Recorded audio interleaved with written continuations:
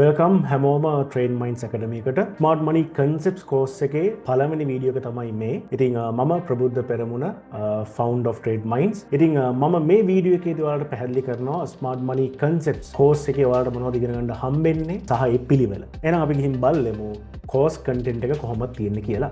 මේ තියෙන්නේ ස්මාර්ට් මනි concepts course එකේ අපේ කන්ටෙන්ට් ප්ලෑන් එක. ඉතින් ඔයාලට පේනවා පළවෙනිම තියෙන්නේ what is smart money concepts and AMD model එක ගැන මම පැහැදිලි කරන වීඩියෝ එක. ඊට පස්සේ අපි impulse and corrections තියෙනවා. ඊට පස්සේ අපි major trend minor trend කියන්නේ මොකක්ද කියලා අඳුර ගන්නවා. ඊට පස්සේ main structure factors substructures ගැන අපි කතා කරනවා හතරවෙනි lesson එකකින්. පස්වෙනි එක අපි break of structure එකක් කියන්නේ මොකද්ද කියලා පැහැදිලි කරගෙන ඒවා valid වෙන්නේ කොහොමද invalid වෙන්නේ කොහොමද කියලා අපි පැහැදිලි කරගන්නවා. ඊට පස්සේ change of character එකක් කියන්නේ මොකක්ද, ඒකේ valid වෙන අවස්ථා මොනවද, invalid වෙන අවස්ථා මොනවද. ඊට පස්සේ supply demand zone එකක් කියන්නේ මොකක්ද, supply demand එකක් කියන්නේ මොකක්ද, ඒ zone එක අපි අඳින්නේ කොහොමද කියන එක මෙන්න මේ lesson එකෙන් අපි කතා කරනවා. ඊට අමතරව fair value gaps අටවෙනි lesson එකේ අපි fair value gaps ගැන කතා කරනවා. fair value gaps වර්ග අපි කොහොමද ඒවා හරියට අඳින්නේ, මොනවද වඩා ප්‍රබල ඒවා, weak ඒවා මොනවද, ඒව සම්බන්ධයෙන් අපි මේ අටවෙනි lesson එකෙන් කතා කරනවා. නවවෙනි lesson එකේදී අපි liquidity කියන්නේ මොකක්ද සහ liquidity models මොනවද කියලා අපි කතා කරනවා. 10 වෙනි එකේදී අපි basic liquidity areas ඒක ප්‍රදේශ මොනවද කියලා අපි පැහැදිලි කරනවා. ඊට පස්සේ 11 වෙනි lesson එකේ liquidity void සම්බන්ධයෙන් අපි පැහැදිලි කරනවා.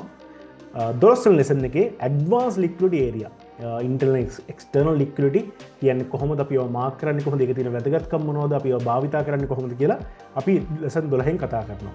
13 වෙනි lesson එක තමයි stop hunt නැත්නම් අපි කියන liquidity gaps කියන. හරිද? ඔයාලට ලොකු idea එකක් එයි 13 වෙනි වීඩියෝ සීරීස් එකේදී. 14 අපි කතා කරනවා order block සහ point of interest. order block එකක් කියන්නේ මොකක්ද? එහෙම නැත්නම් point of interest එක PO එකක් කියන්නේ මොකක්ද කියන එක සම්බන්ධයෙන්. ඊට පස්සේ අපි කතා කරනවා breaker blocks ගැන.